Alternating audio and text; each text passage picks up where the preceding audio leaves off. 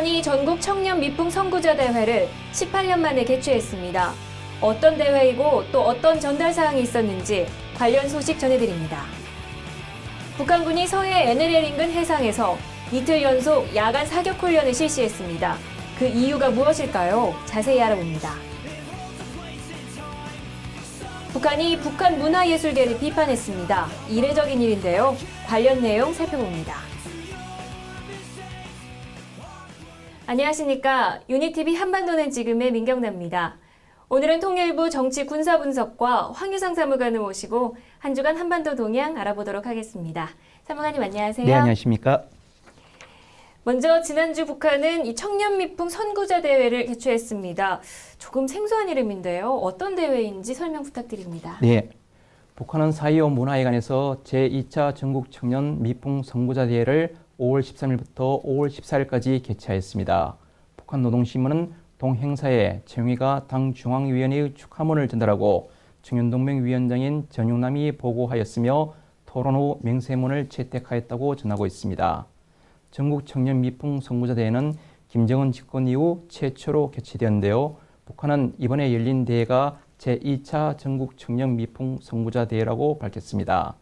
1차는 1997년 2월 24일부터 25일에 개최한 바 있는 전국 공산주의 미풍 청년 선구자 대회로 추정하고 있습니다. 네, 축하문에는 어떤 내용이 담겨 있나요? 네, 최영희가 대독한 축하문에서 김정은은 김일성, 김정일이 청년 전예답게 혁명선열과 선배들의 투쟁정신을 이어 조국 수호전과 강성국가 건설에서 조선 청년의 용감성, 단결력, 전투력 발휘를 기대한다고 하였습니다.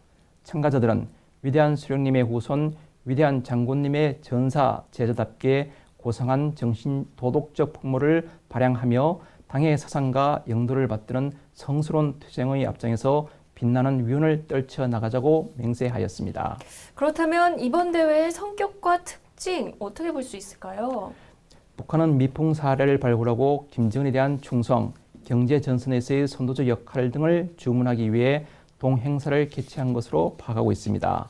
노동신문에서는 청년 미풍 선구자들은 당의 호소를 받들고 탄광, 광산, 발전소, 건설장 등 어렵고 힘든 처소들에서 노동당 시대의 세계적 새 기록을 끊임없이 창조하자고 주장하면서 구체적으로 김정은에 대한 충실, 비사회주의 요소 타파, 대규모 건설장과 경제 전선에서 청년이 선도적 역할, 집단주의 고수, 청년동맹 조직의 기능과 역할 강화 등을 주문하고 있습니다.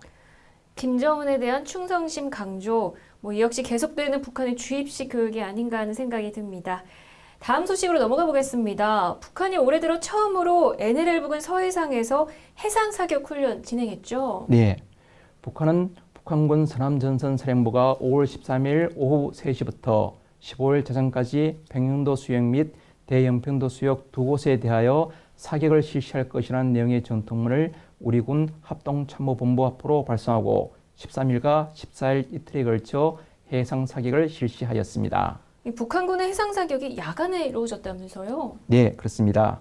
북한은 5월 13일에는 21시경부터 22시 25분경까지 평양도 동북방 NLL 이북으로 130여 발의 해안포동을 발사하였고 다음 날이는 14일에는 19시 10분경부터 21시 40분경까지 사전 통보된 연평도 인근 NLL 북쪽 해상으로 190여 발의 해안포 및 함포 사격을 실시하였습니다. 작년에도 북한이 사전 사격 통보 후에 해상 사격을 실시한 것으로 알고 있는데요. 이때도 밤에 사격을 실시했나요? 북한군은 지난해 3월 31일과 4월 29일 이에 걸쳐 사전 통보 후 해상 사격을 실시했는데 3월 31일에는 14시경에 4월 29일에는 12시 15분경에 사격을 실시한 것으로 파악되고 있습니다. 다만 북한군은 작년 5월 22일 18시 06분경에 초계 임무 수행 중이던 우리 유도탄 고속함 부근으로 사전 예고 없이 포를 발사한 것으로 알고 있습니다. 그렇다면 북한이 이번에 이렇게 밤에 사격을 실시한 이유가 무엇일까요? 북한이 이틀에 걸쳐 육안으로 포사격 결과를 확인하기 곤란한 야간에 실시한 것은 북한군의 포사격 절차 훈련의 성격과 함께 대남 무력 시위 의도가 있는 것으로 추정됩니다. 다만 북한군의 이번 해상 사격에서는 작년과 달리 NLL 이남 지역에는 포탄이 떨어지지 않는 것으로 군 당국은 파악하고 있습니다. 북한군의 작년 3월 31일 사격 시 북한군이 발사한 포탄 100여 발이 NLL 이남으로 낙탄된 사실이 있어 우리 군이 대응 사격한 바 있습니다. 북한의 해상 사격과 우리에 대한 위협이 사실상 지속되고 있는데요. 언제쯤 사라질지 지켜봐야 할 것 같습니다.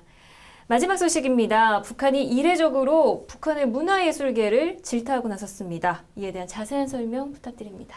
네, 북한은 5월 18일 북한 노동당 기간지인 노동신문 일면 사설을 통해 문화예술계가 침체를 벗어나지 못하고 있다고 비판했습니다.